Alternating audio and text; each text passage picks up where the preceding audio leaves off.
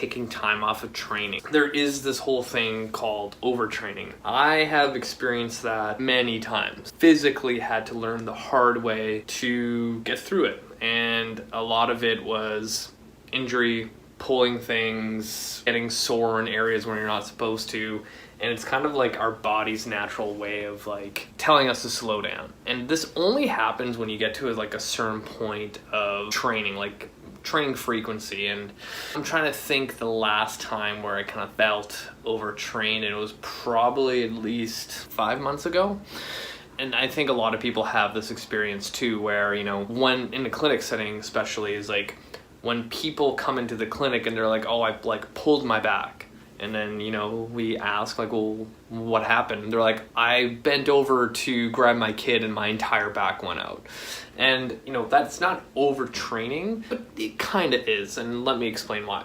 The definition of overtraining is like, say you're training like 7 days a week, you haven't taken a break. Every workout, you're literally trying to increase your weights, you know, try to run a little bit further or faster, or go longer on your bike because it's summer and it's nice out, or whatever it is.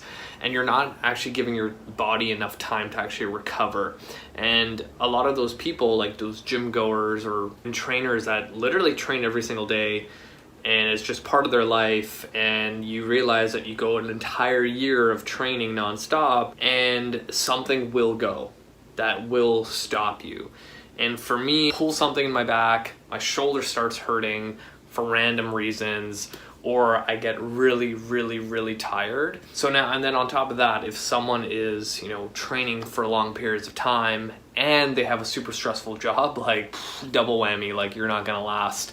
I would say this last 2 years, I've been paying attention to my volume personally, like very closely. And I've kind of found a sweet spot for at least myself. And this doesn't mean that it works for everybody, but honestly, I used to do the whole, like, I'm gonna get 4 to 5 strength workouts a week that are like a full hour. I'm gonna do like some sprint intervals on my off days. I'm gonna do some mobility training.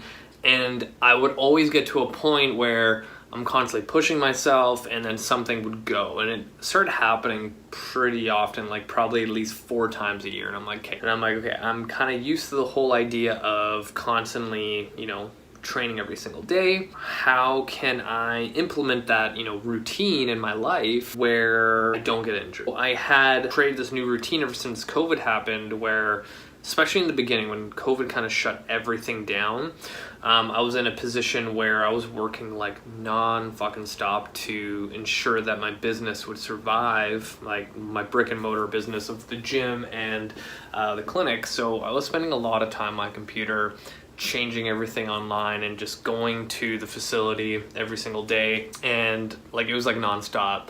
And I was like, okay, well, I don't have full hours. So I started doing like 20 to 30 minute workouts. And I was like, you know what, I'm gonna like switch to like kettlebell stuff, because like if I can't do it at work, like I'll come home or like before work starts, let's get a quick like kettlebell workout in. And sometimes like those kettlebell workouts, and honestly today, this is what I'm gonna do, is like, okay, I'm pressed for time. I'm gonna do a 10-minute warm up that includes my soft tissue, whatever it is, and I'm just gonna do 100 swings. And whatever I need to do to get to 100 swings is what I'm gonna do. So like grab my 24 kilo kettlebell, do 10 swings, rest a little bit, 10 swings, rest a little bit, repeat that 10 times, boom, done, right? And that worked really well for me. And I started doing that and I was like, you know what, I feel pretty good. Like, you know, sometimes when you get those workouts in and you're like, okay, a full hour, I have to do all this stuff. And by the end of it, you're actually more tired than you were going in, and you're like, fuck. And then things build up over time and you actually don't feel that great. And when I started doing these shorter workouts, I kind of found a rhythm to it. And I was like, okay, like I feel pretty good doing 4 to 5 kettlebell workouts a week, doing my Kinstretch, that's like 40 to 45 minutes. And it was pretty good. And I was like, okay, well, now that I kind of have this as a habit and routine, I can do other things during the day that can keep me active and things like that. And a thing I started doing is, even during like the winter months, I really enjoyed like first thing in the morning taking my dog out for a walk without my phone and everything like that, just to kind of clear my head, get some ideas for projects, kind of like work out problems that I may be facing in my business, how I can, you know, contribute differently in relationships or whatever it is, you know, like a lot of good thoughts and ideas and problem solving, because this day and age we have like no time to be with our own thoughts and like think about stuff. And honestly, I think that's one of the biggest issues we face right now, is because we don't have time. Like, ask yourself, when was the last time you had like 1 minute where you're not looking at your phone, you don't have something playing in front of you, when you're not stimulated whatsoever, and you're just like in your head thinking about stuff? Probably hasn't happened in a very, very, very long time. So I ended up getting into a habit of like walking like 3 kilometers every single day with my dog. And I was like, oh, that's, you know, pretty good. Like getting like a 30-minute walk with my dog every single day. And then the other nice thing was like I have a spin bike at home and need to throw in like an extra 20 minutes on the spin bike. I can do intervals, I can do a recovery thing, and that's kind of been my routine. So like literally my week consists of like 4 20 to 30 minute workouts with a kettlebell. So I was like, you know what, it would be kind of cool to get back into deadlifting. And the last 12 weeks, I literally have 1 day a week where I just do the trap bar deadlift. I literally do like 6 sets of 2 or 3 reps, and I, you know, have my percentages for it and do my warm up, and it's like a 20-minute workout, and that's it. And then I do 2 Kinstretch workouts for myself, and then that's it. Like that has been working for me. So with overtraining, when I used to do that a lot, my body would physically tell me to stop. And things like pulling my back happen, and it's like my body's way of telling me like, you need to slow down. And if you don't slow down, I'm going to physically force you to slow down. And that is like literally the worst feeling, because it's like you have this small little like tweak and you're like, the rest of my body feels good, but I physically can't do what I used to do because of this stupid little thing. When it comes to just patients coming in, like I was mentioning earlier about, you know, oh, I reached down to go grab something and I pulled my back. It isn't a case kind of like overtraining, but it's just that the stress that their body's able to take is very low. That threshold's really, really, really low. Any repetitive motion bending over, that threshold's lower, so they go do that and their body gives out and they're like, F you. So kind of similar to overtraining, right? You reach your threshold of how much volume of training and stress you can take, and your body tells you to like, well, I'm gonna tell you to stop. So overtraining is something that, you know, I haven't spoke about in a long time, but it's there. So anytime there are signs of overtraining, which is like, if you find yourself getting like tired a lot more, like in the middle of the day, you're just like, I'm not usually tired at this time. You wake up and by 10 a.m. you're like, fuck, I could go to sleep right now. And like sometimes this has happened to me where I've pushed myself to the limit in the gym nonstop, high stress environment at work, whatever it is. And then, you know, you get home early one day and you're like, you know, I'm just gonna lie down, just chill. And then you end up just falling asleep out of nowhere. And you're like, wow, my body really needs this. And that's another thing. It's like, say on the weekend, you have the rare opportunity to like just chill and do nothing. And you find yourself falling asleep in the middle of the day. And you're like, I need this. My body's just tired. You can also see a change in hunger. So when I get to the verge of overtraining, I'm hungry all the fucking time. I'm like, okay, I need to slow down. My body is not happy with this. And then even like in your workouts, your strength declines. One of the reasons why I added my trap bar deadlift is like, you know, say I'm doing 70% of my max. I've always done 6 sets of fucking 4 reps, whatever it is. And, you know, I start, you know, my first set, I'm like, oh man, this feels really heavy, where, you know, 2 weeks ago, this was nothing. So like even those little things of like you feeling you can't push yourself, or like, you know, say you're doing a spin class and, you know, you're on your Peloton and you do the same workout every week, and you find yourself at one point feeling like, oh, this workout really kicked my ass for some reason. Like that's another sign of overtraining. Or say you're doing your run, you're doing the same, I don't know, 5-kilometer loop around your neighborhood, and you're like, man, I like kicked my ass and I was like 6 minutes slower than I usually am. Like another sign of overtraining. Like these are the things you need to look at. And the nice thing is like I physically will plan my time off of the gym, and sometimes that's what you need, right? Because if you really think about it, like every time you work out, you're placing a stress on your body and you're hoping that your sleep is good, your nutrition is good, you're able to take on all the stresses of life and recover from it, and on top of that recover from a workout in order to get stronger and adapt. And sometimes we just can't recover as fast, and you accumulate all this stress over time, and then your body's like, no. So sometimes planned breaks is a good thing. Guaranteed, when I get back into the gym this week and actually start pushing, going back to my deadlift. I remember last week when I finished my last deadlift workout, I was at my heaviest. I think I was at probably 85% of my max. And by that last set, I was like, wow, I'm fucking tired and done. That's enough. Getting to that point and then having this week off, going back into the gym this week, it's probably going to be freaking killer. I'll have a lot of stored energy that I can just burn off, and I've been eating more than I usually am, and that's going to help me kind of push into my next set of workouts, which I'm super excited about.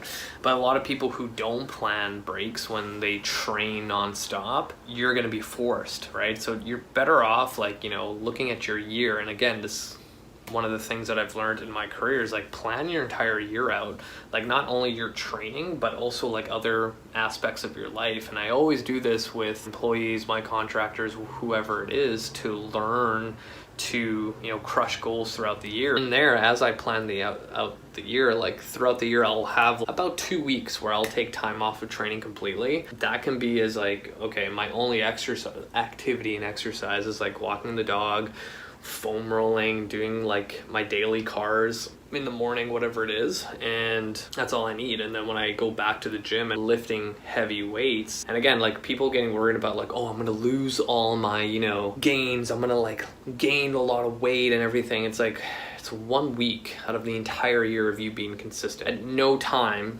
ever on the history of this planet, someone exercising for a week made them leaner and made them lose a bunch of weight. That never happens. So it won't happen in the reverse, where if you don't train for a week and you're consistent all year round, you're not going to gain 10 pounds and you're not going to lose all your strength. That's physically impossible. If you did that for a month, yeah, hell yeah, you're going to lose quite a bit of strength and gain weight if you're inactive. But a week is not going to do any damage. So that being said, something to think about when it comes to your training. Plan breaks. The other topic I wanted to get into is the power of Kinstretch. Ever since I got my functional range assessment certification, I've been having a lot of people reach out to me online, in person, to get that done and start doing Kinstretch, because the last, year, I've been posting a lot about, true mobility training, true flexibility, learning what that actually means and how to maintain long-lasting joint health and long-lasting flexibility. So the big thing that I've been seeing is that people want to move and feel better more than anything right now.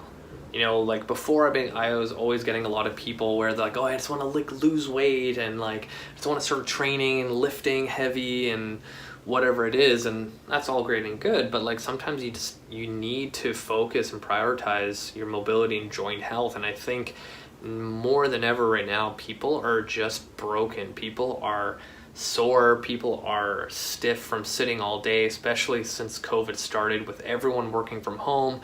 People don't have proper setups for their desks. Now that I see in this industry is people want their joints to feel better, because they have figured out that if I can't move my shoulder like this without pain, why am I going to the gym and doing an upper body workout and things hurting and I have to stop and I can only do, lower body? It's not the best. So people go through the FRA, which is an abbreviation for the functional range assessment with me. People start asking a lot of questions okay, with all this information, what do you do with it? How does a Kinstretch workout and work and differ from yoga and any other stretching routine? And really, I look at it as the gold standard. Everything that the FRC, FRS, Kinstretch, whatever certification you want to bring up within that company, the creator, Dr. Andrew Spina, has literally went through all the literature and research on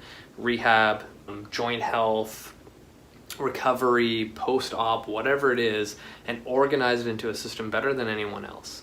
And at its core, when you look at what a muscle cell does in your body, essentially, in a Kinstretch setting, FRC setting, FR setting, whatever it is, you want to influence your tissue to become more resilient. And how you do that is by sending external inputs into the cellular level. So me doing a pails and rails contraction or a hover or an isometric contraction or whatever thing that I decide to do in my Kinstretch class, for example, communicates at a cellular level. So I send an isometric contraction through my hip because I need more hip external rotation.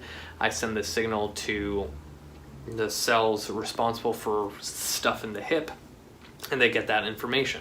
And I've built an opportunity for myself to lay down more resilient tissue. And this is how I kind of explain it to anyone new to Kinstretch, that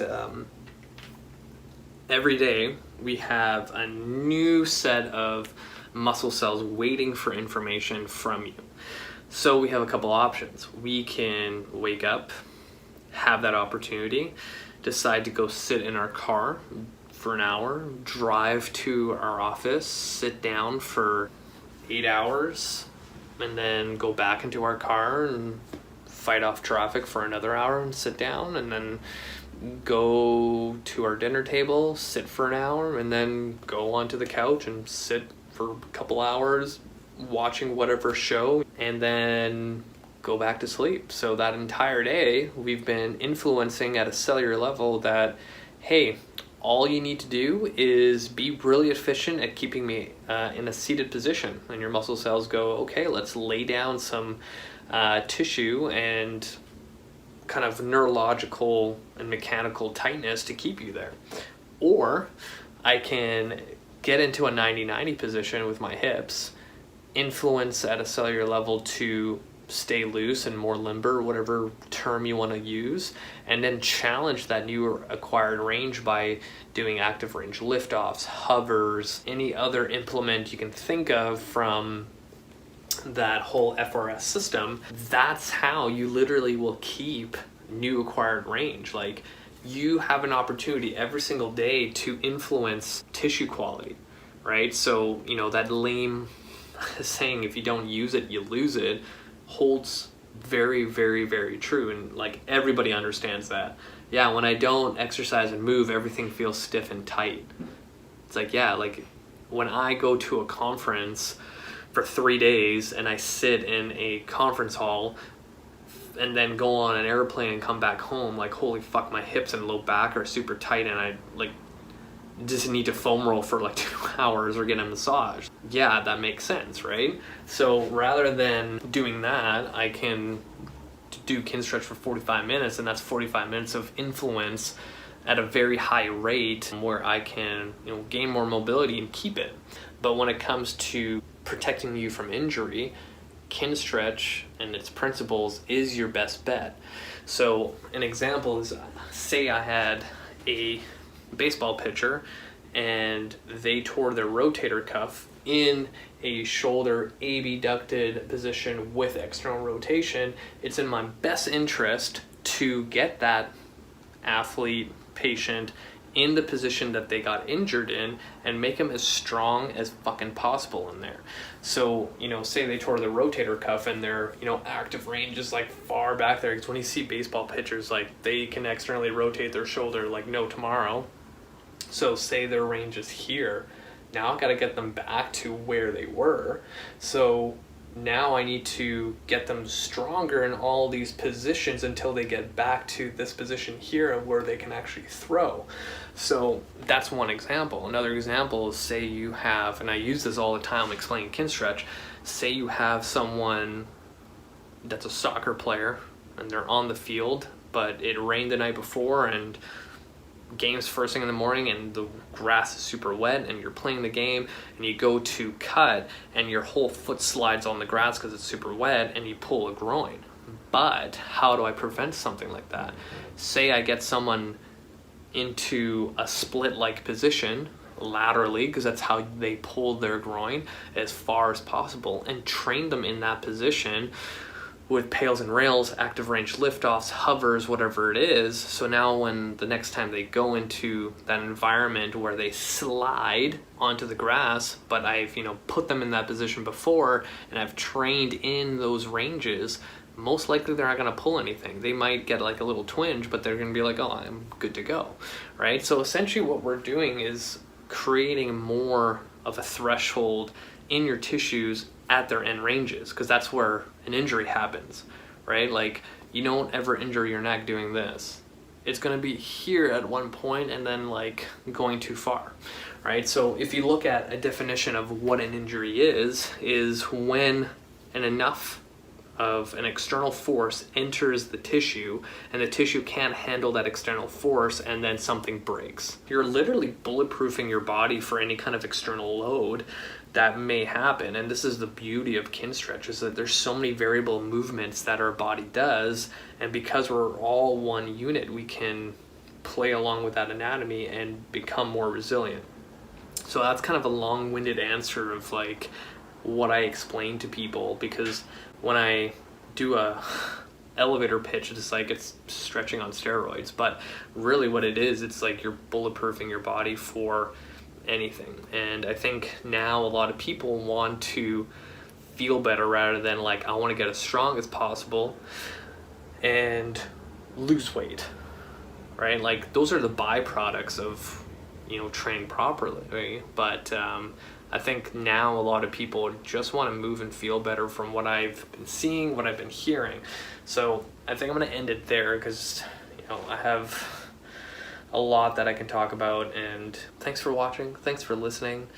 Hit the show notes, add me on Facebook, add me on Instagram, make sure you leave a review, subscribe to my YouTube channel. You guys have been listening again, so thank you. So hit the show notes and subscribe to my YouTube channel so you get a notification anytime I upload something new.